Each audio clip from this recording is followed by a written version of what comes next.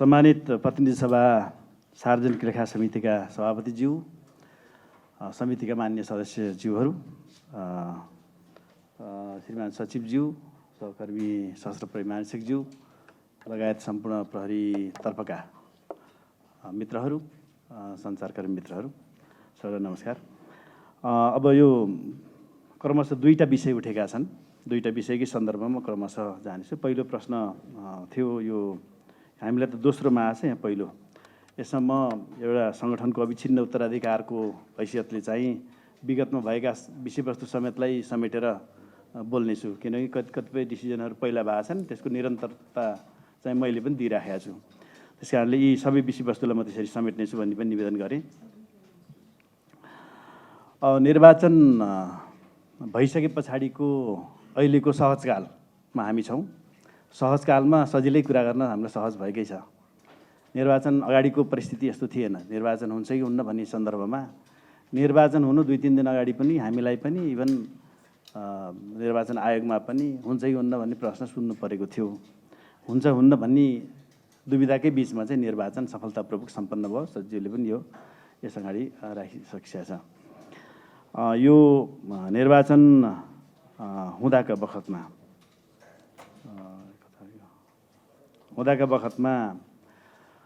निर्वाचन हुनुमा विगतको पोहोर सालको घटनाहरू, भदौ 23 र 24 का घटनाहरू, त्यसपछि उत्पन्न परिस्थितिहरू र त्यो निर्वाचन बनाएरै निर्वाचनको माध्यमले मुलुकलाई शान्तपूर्ण र एउटा सही संवैधानिक सही मार्गमा लैजाने प्रयत्न स्वरूप हामी त्यसमा क्रियाशील थियौँ।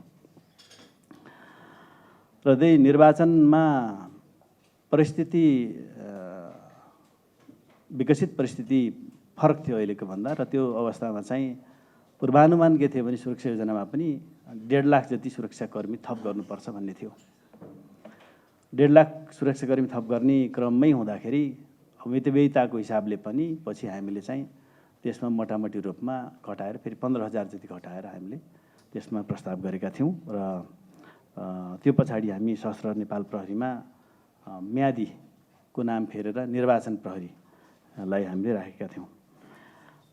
मूलभूत रूपमा उठेका प्रश्नका सम्बन्धमा सचिवले यस अगाडि निवेदन गरिबक्सेका छ, जसमा यो खरिद प्रक्रिया यो 60-65 दिनभित्रको पिरियडमा नसकिने कुरा मात्र होइन कि निर्वाचनलाई तोकिएको दिनभन्दा 32 दिन अगाडि मात्रै हामीले निर्वाचनका सम्बन्धमा म्यादी प्रहरीको नियुक्ति दिन सक्ने अवस्था थियो।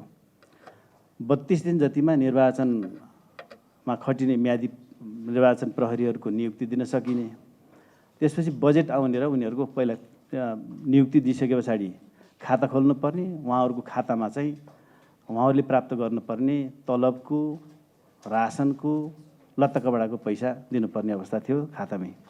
र त्यो अलिक पछाडि धेरै पछाडिको अवस्थामा चाहिँ हामीलाई प्राप्त भएको थियो। खरिदका सम्बन्धमा यो प्रहरी पोसाकको खरिदका सम्बन्धमा सर्वप्रथम त यी सबै ब्याकग्राउन्डको कुरा के हो भने यो खरिद विषय प्रचलित खरिदसँग सम्बन्धित आर्थिक ऐन कानुन बमोजिम खरिद गरेको विषय होइन। यो चाहिँ खरिदका तमाम हाम्रा कानुनी प्रक्रियाहरू पुरा गरेर अन्य अवस्थाको जो दोस्रो प्रश्नको उसमा आउँछ त्यो प्रक्रिया अनुसार गरिएको होइन। त्यो त्यसरी गर्न सम्भव पनि थिएन र त्यो सम्भव छैन भन्ने कुरा यो निर्वाचनमा मात्रै होइन, यसभन्दा अगाडिका निर्वाचनमा पनि यो महसुस गरिएकै विषय थियो। र अघिल्ला निर्वाचनहरूमा पनि यी जुन विधि, जुन कार्यविधि र प्रक्रियाहरू अवलम्बन गरिए ती अघिल्लो निर्वाचनका निरन्तरता नै थिए। अब तत्कालीन परिवर्तित भइआएको राजनैतिक र सुरक्षाको अवस्था, आकस्मिक त्यसपछि चुनावको झन्डै 6 महिना लेस देन 6 मन्थ्सको चुनावको घोषणाको अवस्था, चुनाव हुने नहुने अन्योलताको अवस्था, तालुक मन्त्रालयबाट स्रोत सहमति र सुनिश्चितताको अवस्था, निर्वाचन प्रहरीको भर्ना छनौट लगायतका विषयहरू पनि हामीलाई के भनिएको थियो भने अब भर्ना छनौट त गर्दै जानुहोस्, पैसा आएन भने आफै बिहोर्नु होला भन्ने पनि थियो। भर्ना चाहिँ हामी गरिहाल्ने, किनभने अब फौजी त गर भनेपछि गरिहाल्ने हो, गरिहाल्ने। तर बजेट आएन निर्वाचन भएन नि आफै बिहोर्नु होला भन्ने थियो। त्यसैले हामीले त्यो रिस्क लिएरै गर्नुपर्ने कुरा पनि थियो। यो पनि म यहाँनिर भन्नु सान्दर्भिक होला र स्मरण पनि गराउनु जरुरी छ भन्ने जस्तो लाग्छ। तालिम पनि गर्नुपर्ने थियो। 10 दिनको हामीले तालिम थियो, जसभित्र डिजास्टरका विषय पनि राख्ने भन्ने थियो। 10 दिनको तालिम पनि गर्नुपर्ने थियो। तालिम लगायतका कारणले प्रचलित कानुनी प्रक्रिया बमोजिम खरिद गर्न समय सीमाका कारण असम्भव भएकोले नेपाल सरकार गृह मन्त्रालय मान्य मन्त्री स्तरकै निर्णयले विषम परिस्थितिमा विशेष कार्यविधि त्यहाँ निर्वाचन प्रहरी भर्ना छनौट नियुक्ति तथा परिचालन सम्बन्धी एकीकृत किनभने हो भने त्यसमा नेपाल प्रहरी तथा सशस्त्र प्रहरी बल दुवैलाई निर्वाचन प्रहरी भर्ना गर्ने म्यान्डेट थियो। कार्यविधि 2082 बमोजिम त्यो जारी गरेर त्यही कार्यविधि बमोजिम खरिद गरिएको थियो। म यो निवेदन गर्न चाहन्छु र त्यो विगतका निर्वाचनमा पनि यही कार्यविधि अवलम्बन गरिएको रहेछ। तालुक गृह मन्त्रालयको योजना अनुगमन तथा मूल्याङ्कन शाखाको पत्रबाट अर्थ मन्त्रालय समक्ष निर्वाचन प्रहरीको लागि रकम माग भयो। त्यसपछि निर्वाचन प्रहरी छनौट तथा परिचालनको सहमति प्राप्त भएर आयो। त्यस पछाडि त्यही गृह मन्त्रालयकै अनुगमन तथा मूल्याङ्कन शाखाबाट यो पौषको 17 गते तालुक गृह मन्त्रालयको नाममा जारी भएको पत्रमा नेपाल प्रहरीको नाममा विभिन्न शीर्षकमा यो तलब भत्ता रासन लत्ता कपडा शीर्षकमा स्रोत सहमति पनि भएर आयो। तत्पश्चात मन्त्रालयको कर्मचारी प्रशासन शाखाको पत्र साथ निर्वाचन प्रहरी भर्ना छनौट नियुक्ति तथा परिचालन सम्बन्धी एकीकृत नेपाल प्रहरी र सशस्त्र प्रहरीको लागि एकीकृत कार्यविधि 2082 प्राप्त भयो। त्यो चाहिँ पौष 21 गते प्राप्त भयो र उक्त कार्यविधिमा विभिन्न किसिमका व्यवस्थाहरू गरिएको थिए। कार्यविधि यहाँ छ, एकचोटि हेरौँ थियो।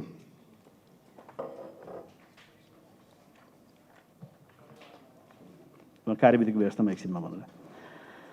कार्यविधि भित्रको दफा 13 को खण्ड खमा निर्वाचन प्रहरीलाई सम्बन्धित जिल्लाको जहाँ जहाँ निर्वाचन सबै जिल्लामा निर्वाचन हुन्छ र ती जिल्लाको नेपाल प्रहरी र सशस्त्र प्रहरीले पाए सरहको दर रेट अनुसार प्रति निर्वाचन प्रहरीलाई 40 दिनको लागि खाद्यान्न त्यो रासन बापतको रकम निजकै व्यक्तिगत खातामा उपलब्ध गराइनेछ भन्ने थियो।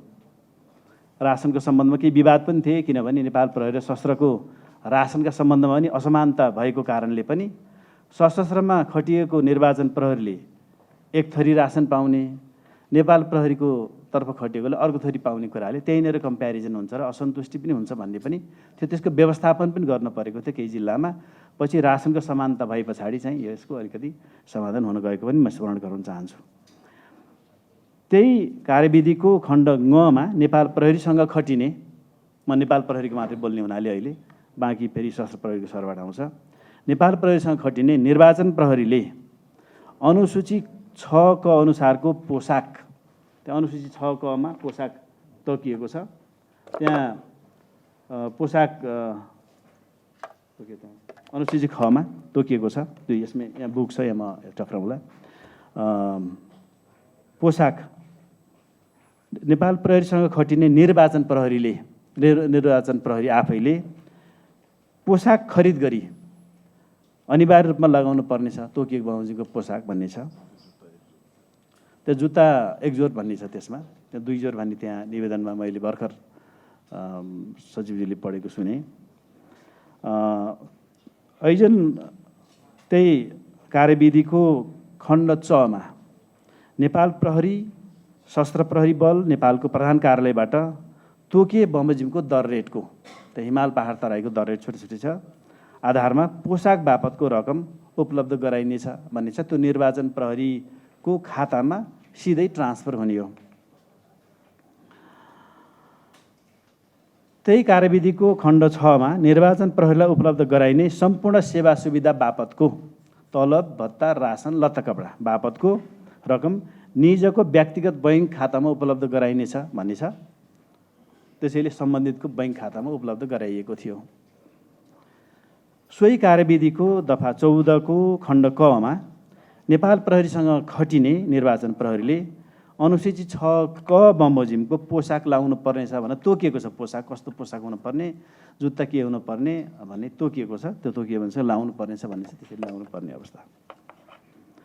यो निर्वाचन प्रहरी भर्ना, छनौट, नियुक्ति तथा परिचालन सम्बन्धी एकीकृत नेपाल प्रहरी सशस्त्र प्रहरी बल नेपालको कार्यविधि 82 को अनुसूची 6 क मा गरिएको व्यवस्था।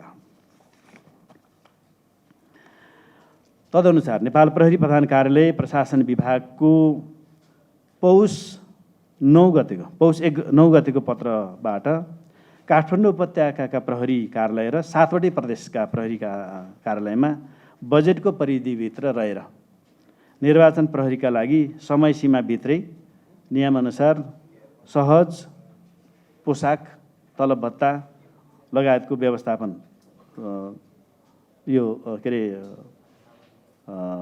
यसको व्यवस्थापन लगायतलाई परिपत्र गरिएको थियो। त्यसपछि यो गृह मन्त्रालयको कार्यविधि र बैंकिङ प्रणालीको कुरा गर्छु। निर्वाचन गराउने प्रयोजनका लागि नेपाल सरकार गृह मन्त्रालयद्वारा स्वीकृत निर्वाचन प्रहरी भर्ना, छनौट, नियुक्ति तथा परिचालन सम्बन्धी एकीकृत नेपाल प्रहरी सशस्त्र प्रहरी बल नेपालको कार्यविधि 82 को दफा 13 को उपदफा ङ र 6 अनुसार निर्वाचन प्रहरीले पाउने पोसाक बापतको रकम नेपाल सरकार कोष तथा लेखा नियन्त्रक कार्यालय मार्फत सिधै सम्बन्धित निर्वाचन प्रहरीको बैंक खातामा जम्मा गरेको थियो।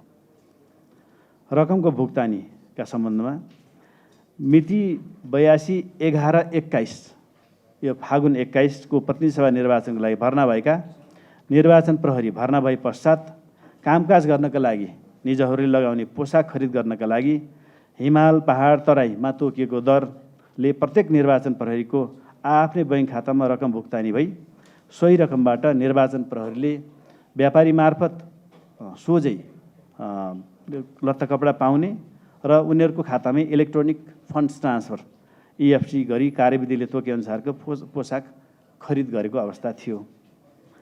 र यो व्यापारी र निर्वाचन प्रहरी बीचको कारोबारको अवस्था हो। त्यसमा त्यहाँ जिल्लाका अथवा प्रदेशका वा केन्द्रका प्रहरीहरूको त्यहाँ भूमिका रहने भने फेसिलिटेसनको कुरा त्यहाँ कार्यालयमा सँगै भएको कुराले त्यहाँसम्मको कुरा चाहिँ हो।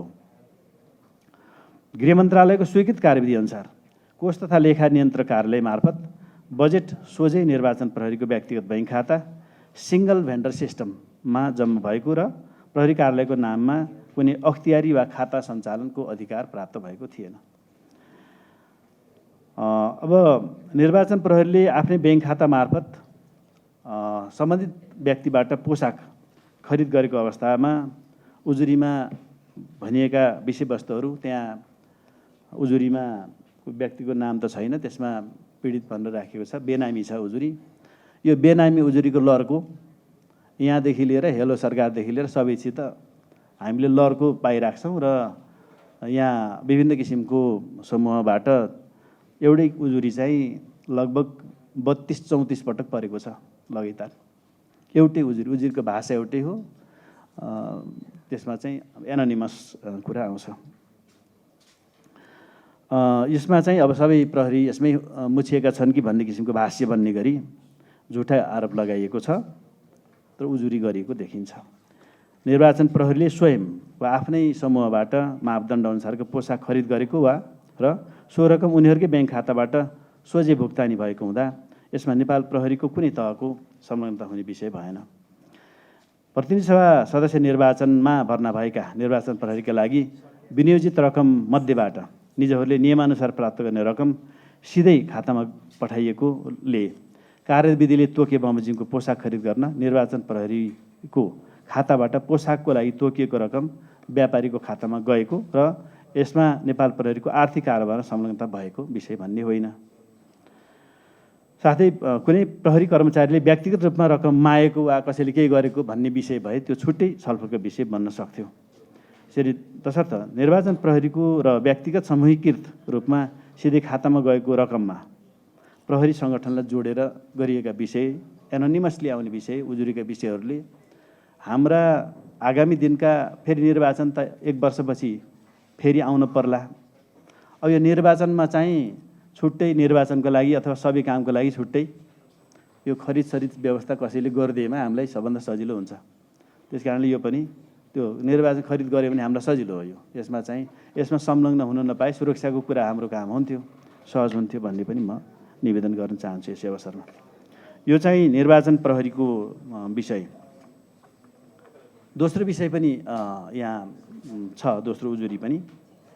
दोस्रो उजुरी चाहिँ यो बोलपत्र आह्वानको सङ्केत लामो छ। त्यो सम्बन्धमा नेपाल प्रहरीको लागि खरिद गर्न पर्ने भनिएका 25वटा आइटम चाहिँ खरिद नभएको भन्ने विषय छ। एउटा खरिद भएकोमा पिर व्यक्त गरिएको छ, अर्कोमा खरिद नभएकोमा पिर व्यक्त गरिएको छ। दुईटै पिरलाई एकैचोटि सम्बोधन गर्नुपर्ने, दुईटै पिरलाई एउटै झिरले हान्नुपर्ने अवस्था आइरहेको छ।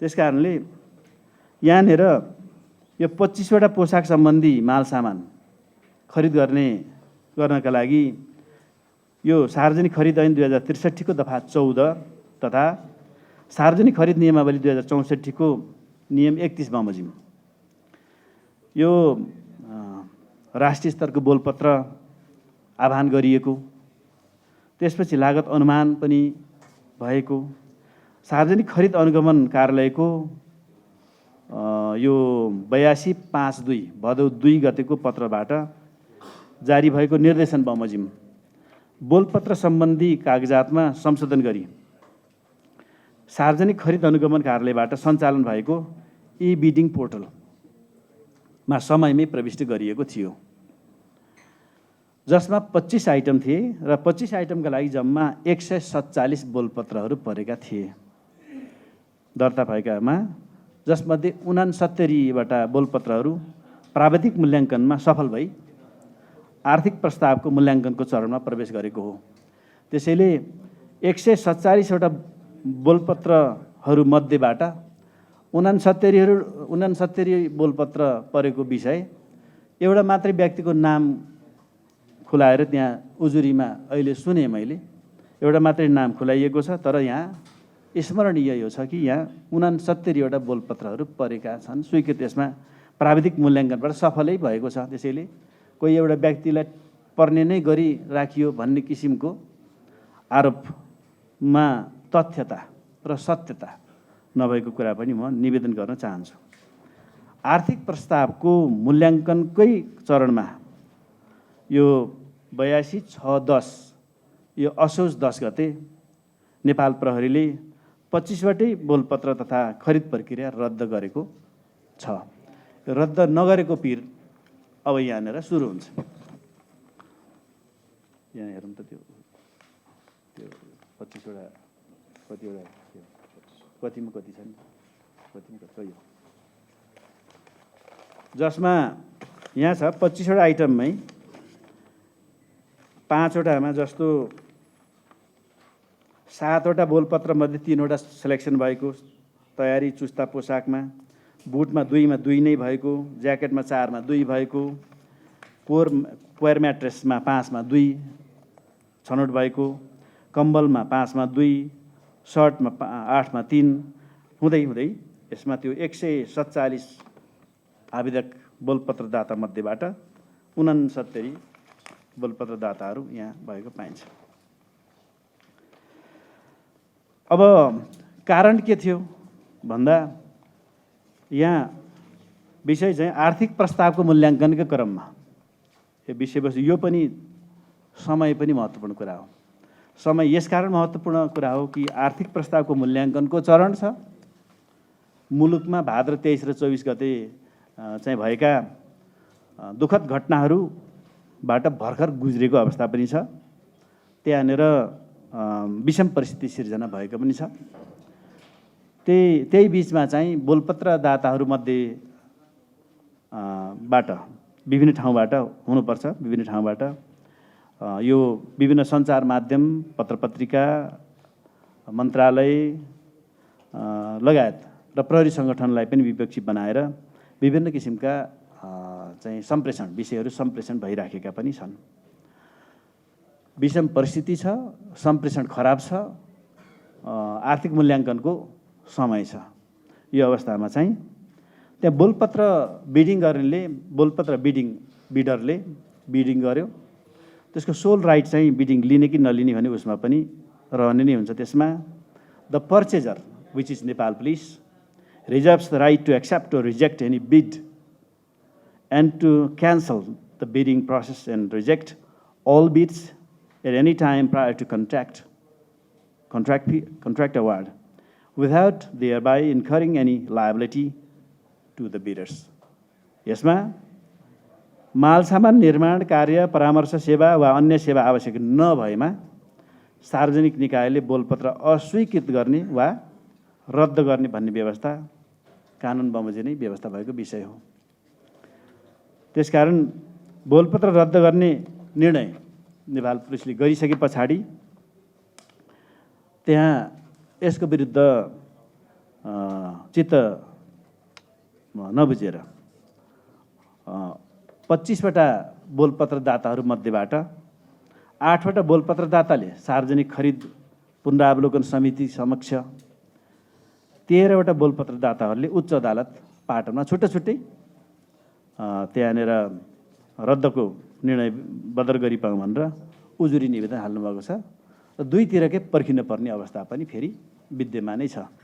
एकातिरको मात्रैले सम्बोधन गरेन, एउटै बोलपत्र थियो, त्यसमा फेरि फरक परेको अवस्था छ र 4वटा मात्र बोलपत्रदाताहरूले कतै उजुरी गर्नुभएको देखिँदैन।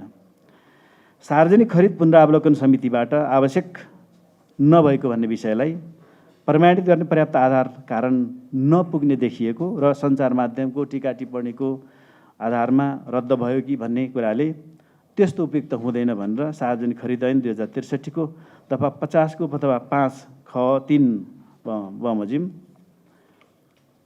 त्यो बोलपत्रको पुनर्मूल्याङ्कनको कार्य अगाडि बढाउनु भनेर फैसला पनि भएको छ। त्यसभित्रै फेरि एउटा बोलपत्र वा प्रस्ताव मूल्याङ्कनमा कुनै त्रुटि वा पुनर्मूल्याङ्कन गर्नुपर्ने भएमा त्यस्तो त्रुटि समेत उल्लेख गरी पुनर्मूल्याङ्कन गर्न पनि आदेश दिएको छ। पुनर्मूल्याङ्कनमा जान सक्ने रुम यो बोलपत्रदातालाई छँदैछ। उच्च अदालत पाटनबाट विपक्षी प्रहरी प्रधान कार्यालय जसले रद्द गरेको थियो कोले बोलपत्र रद्द गर्दा वस्तुनिष्ठ आधार र कारण दिन नसकेको र 82/6/10 प्रहरी प्रधान कार्यालयले गरेको निर्णय 82/6/23 को निर्णयहरू समेत उत्प्रेषणको आदेशले बदर हुने भनिएको छ। साथै मिति 6/10 पूर्वका काम कारबाहीलाई यथावत राखी बाँकी काम कारबाही कानुन बमोजिम गर्नु भनिएको छ।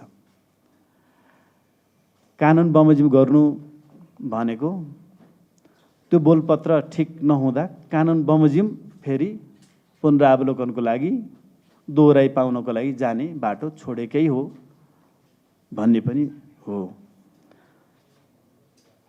तसर्थ माथि यी सबै मैले बोलेका आधार कारण समेतबाट आर्थिक प्रस्ताव समेत खोलिसकेको अवस्थामा विपक्षी बनाइएको प्रहरी प्रधान कार्यालय समेतले मिति 2082/6/10 गतिको निर्णय र 6/23 मा जानकारी निर्णय गर्दा कुनै वस्तुनिष्ठ आधार कारण दिन नसकेको नपाइँदा ती उत्प्रेषणको आदेशले बदर गरिएको भन्ने विषयमा र अदालतकै फैसलामै बाँकी काम कारबाही प्रक्रियाहरू कानुन बमोजिम गर्नु भनेको हुनाले नेपाल प्रहरी प्रधान कार्यालयले कानुन बमोजिम ती बोलपत्रका विषयमा दोहोराइ पाउनको लागि आवेदन गरेको अवस्था थियो।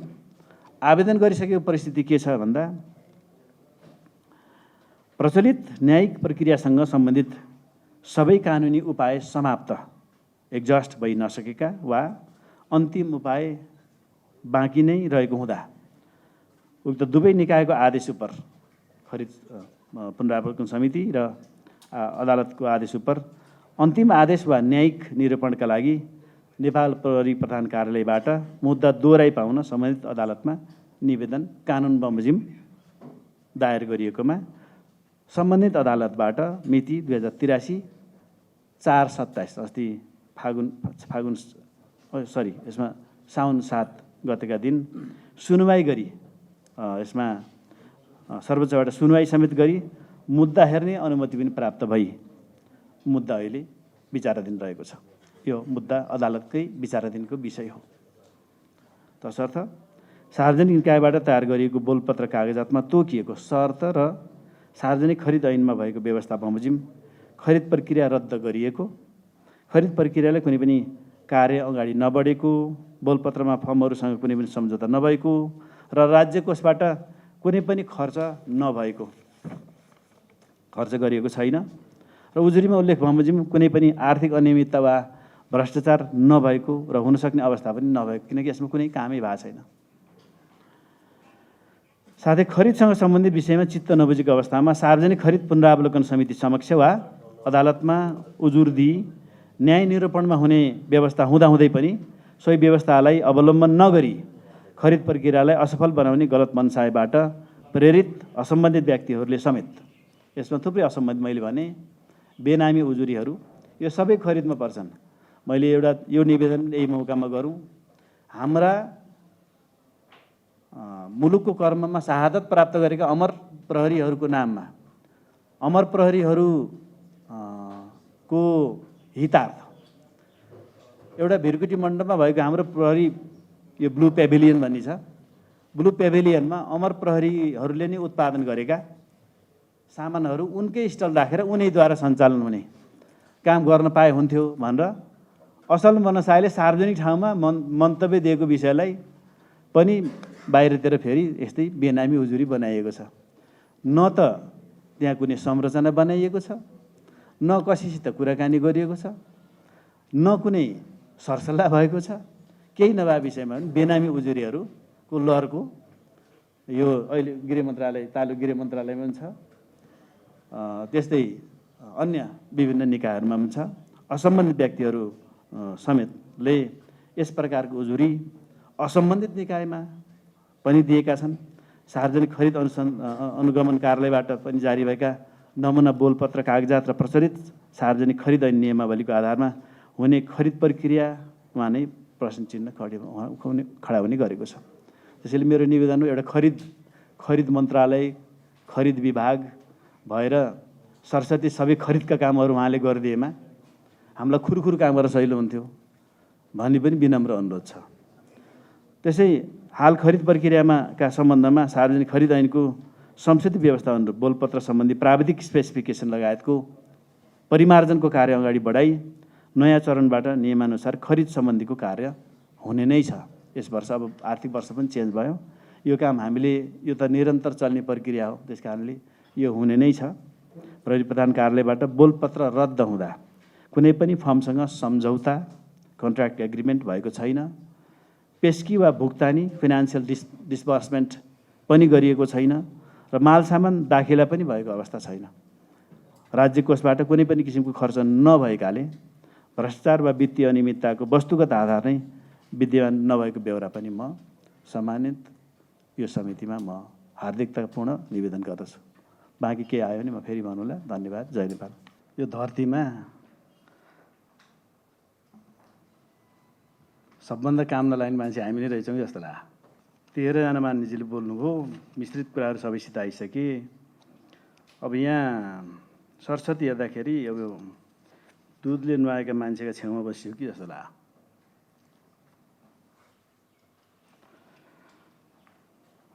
अब यो उजुर परेपछि यहाँ आउने स्वाभाविक हो। हामी यो सम्मानका साथ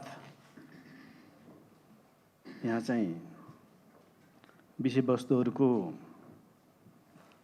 सम्बन्धमा उठेका विषयमा हामी आफ्नो जवाफ दिन आएको हो।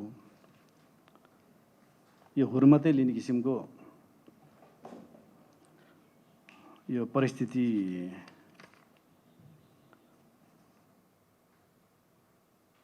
एउटा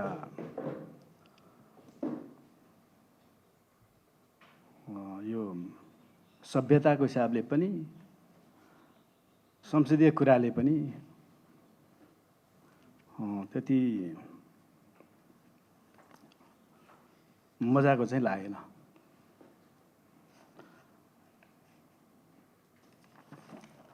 म एक एकमा जाउँला।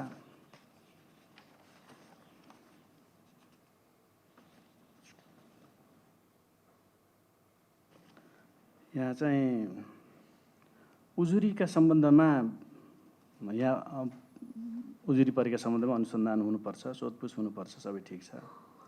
तर त्यसका पनि व्यवस्थित तरिकाहरू छन्। संसदीय अभ्यासका कुराहरूभित्र पनि हामी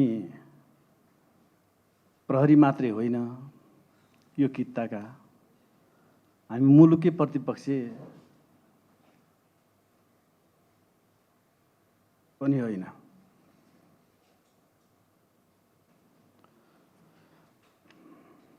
यस्तो विषयवस्तु चाहिँ अत्यन्त महत्त्वपूर्ण हो, तर उठान कताको गयो जस्तो लाग्यो। यसले मैले सुरुमै निवेदन गरेका थिएँ, चुनाव त फेरि अर्को वर्ष पनि हुनुपर्छ। अब 11th आवरमा डिसिजन हुँदाखेरि त्यसैले कसैले गर्दै हुन्थ्यो भने हो। यसो लाग्छ कहिलेकाहीँ त यहाँ काम गर्नभन्दा सजिलो क्रान्ति गर्न छ।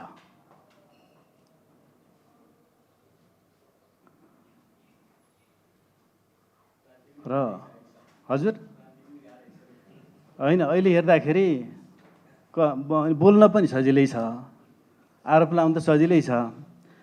नेपाल प्रहरीले अनुसन्धान गर्ने क्रममा आजका दिनमा माननीयदेखि दयनीयसम्मका उहाँका विरुद्ध बनाएर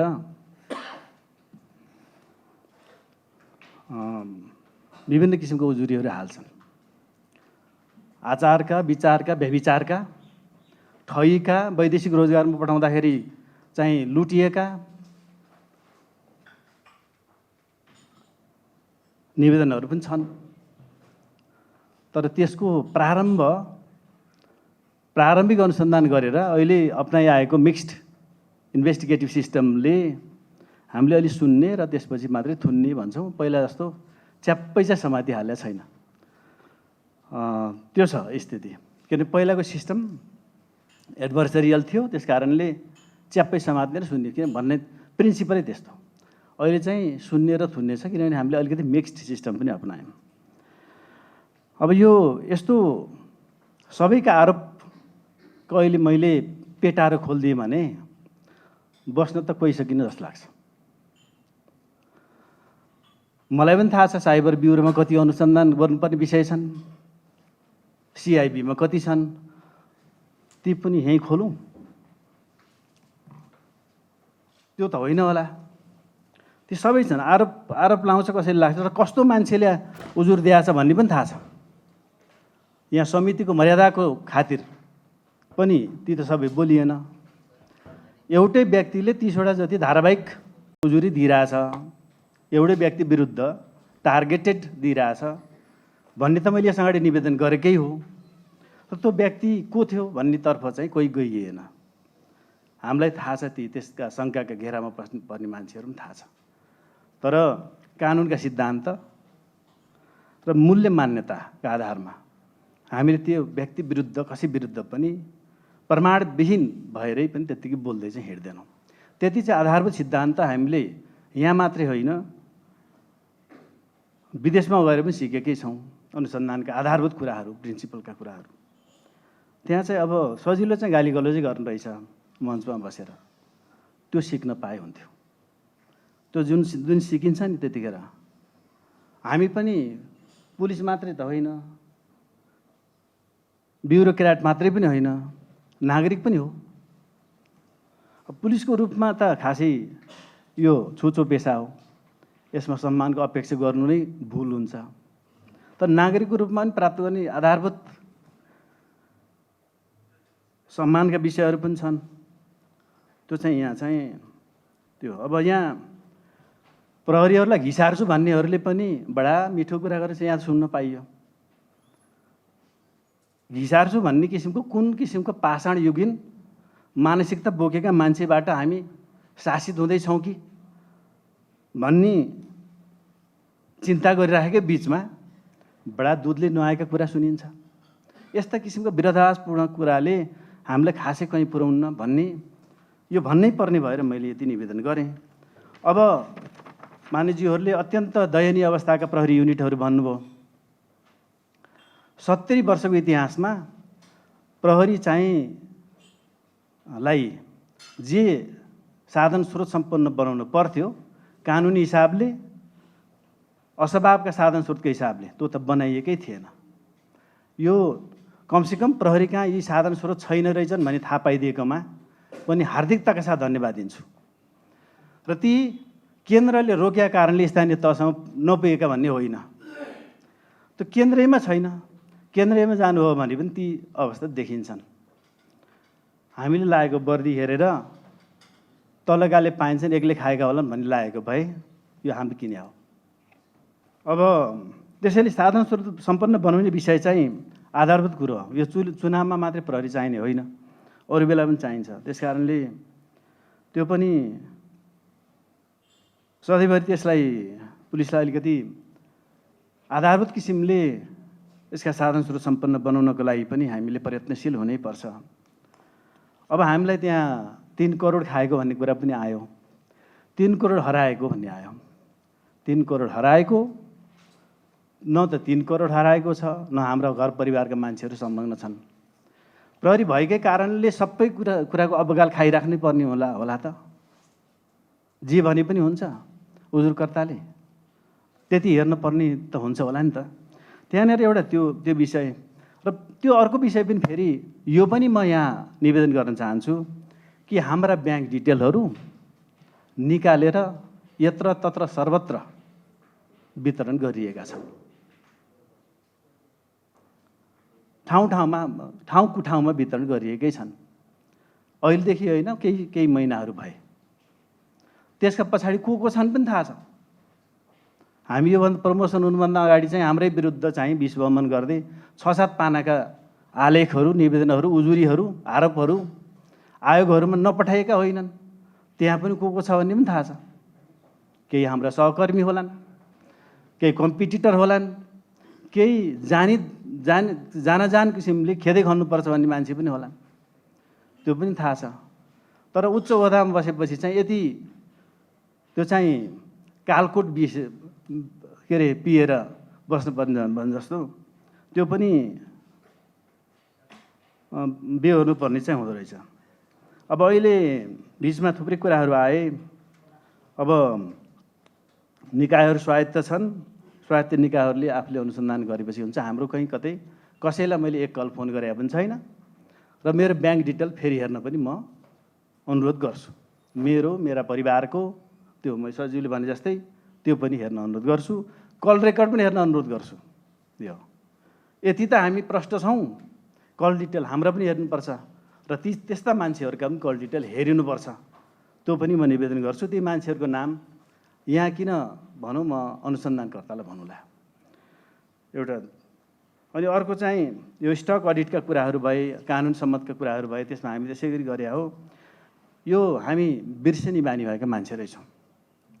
त्यो कोभिड-19 हुँदाखेरि अग्ला घर बनाएकाले घर काटेर होचो बनाएको थिए, फेरि बिर्सेर अग्ला घर बनाएको देखिन्छ। निर्वाचनमा भूकम्पमा पनि त्यस्तै। हजुरले भूकम्पमा कोभिड हुँदाखेरि बिहान बेलुकी हात धुन्थ्यो, अहिले हात नधुइकन खाएको पनि देखिन्छ। निर्वाचन अगाडि चाहिँ बडा मुस्किलको अवस्था थियो सबैलाई। जसरी पनि निर्वाचन भएर एउटा ट्र्याकमा चाहिँ मुलुक गए हुन्थ्यो भन्ने चाहना थियो। त्यसै चाहना अनुरूप हामीले इमान्दारीपूर्वक काम गरे हो। अब त्यसैले मैले भने काम गर्नुभन्दा सहिलो क्रान्ति गर्न हुन्छ क्या, घचाघुचु गर्नु त त्यस्तो सुविधा प्राप्त होस्।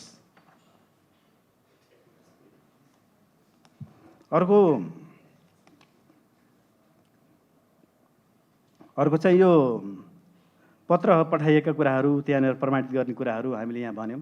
यो चाहिँ यहाँ आएर खालि हामीले ढाकछोप गर्न बोलेको चाहिँ होइन सहज्यू। यसमा हामीले जे छन् त्यही भन्या हो। त्यतिखेरको परिस्थिति त्यस्तै थियो। त्यतिखेरको परिस्थिति अहिले बिर्सियो नि त, सहकाल लाग्यो। सहकाल लाग्दाखेरि चाहिँ अब अगम्य भयो ती सबै कुराहरू।